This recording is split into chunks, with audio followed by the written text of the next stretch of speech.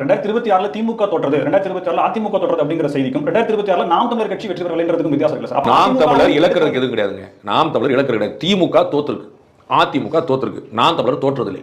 நாம் தமிழர் ஏன் தோற்றதில்லைன்னு வெற்றி பெற்றவனுக்கு தான் தோல்வி. வளர்ந்துகிட்டே இருக்கிறார். இப்பதான் போயிட்டு இருக்கார், பயிற்சி எடுத்துட்டு போய் நீ ஜெயிச்சா சொன்னா முதலமைச்சர் பதவி தான். அந்த முதலமைச்சர் பதவியில எனக்கு எந்த அவசரமும் இல்லை. நீங்க சொல்லுங்க, நாளைக்கு ஒருத்தர் எடப்பாடி பழனிசாமி கூட்டணி வச்சாருன்னு அவருக்கு ஒரு 40 எம்எல்ஏ சீட்டு கொடுத்தாங்கன்னு 25 எம்எல்ஏ கேரண்டி. நான் சொன்ன 25 எம்எல்ஏ நாம் தமிழருக்கு நாளை கழிச்சு அசம்பிளியில் வந்து உட்காந்துருவாங்க. அவர் அந்த 25 எம்எல்ஏ உட்கார்ல அவர் 234 எம்எல்ஏ பிளான் பண்ணிட்டு இருக்காரு. நான் நாளைக்கு வரப்போற ஒரு விஷயத்தை வந்து இன்னைக்கு உள்ள அற்ப விஷயங்களை விட்டுறக்கூடாதுன்றார். எனக்கு இலக்கு பெரியது, ஆசை பெரியது. நான் மொத்தத்தை நான் தமிழ் தாய் வாழ்த்தை நான் மாத்துவேன், சட்டமன்றத்தை மாற்றுவேன், கொள்கையை மாற்றுவேன், நான் எனக்கு தனி மீனவர் படையணும் அமைப்பேன். அவர் 100 சொல்ற இதெல்லாம் வந்து நீங்க ஆட்சியில் உட்காராம பண்ண முடியல.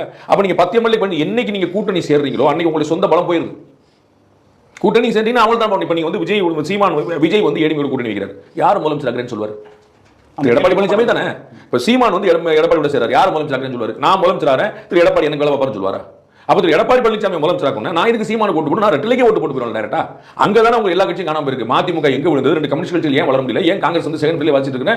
நாங்கள் ஸ்டாலினை முதலமைச்சராக்கும், நாங்களே ஸ்டாலின் முதலமைச்சராக்கும், நீங்க இருக்குட்டாங்க.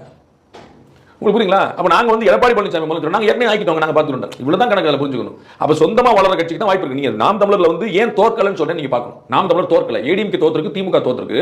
ஆனா நாம் தமிழர் தோற்கல ஏன் சொல்றேன்? அவங்க 1, 3, 5, 8 கூடிக்கிட்டே போற கிராஃப் போயிட்டு இருக்கும்போது தோல்வின்னு எப்படி சொல்லுவீங்க? கிராஃப் விழுந்தா தானங்க தோல்வி. சார் நேத்து நீங்க 100 ரூபாய் வச்சிருந்தீங்க, இன்னைக்கு 50 ரூபா இருக்கு, நட்டம். புரியுங்களா? லாஸ். நேத்து 100 ரூபாய், இன்னைக்கு 120 ரூபாய், நாளைக்கு 140 ரூபாய், நாளைக்கு 160 ரூபாய். என்ன லாஸ்? வெக்கமே இல்லைன்னு சொல்லிட்டு புரியல. He is gaining.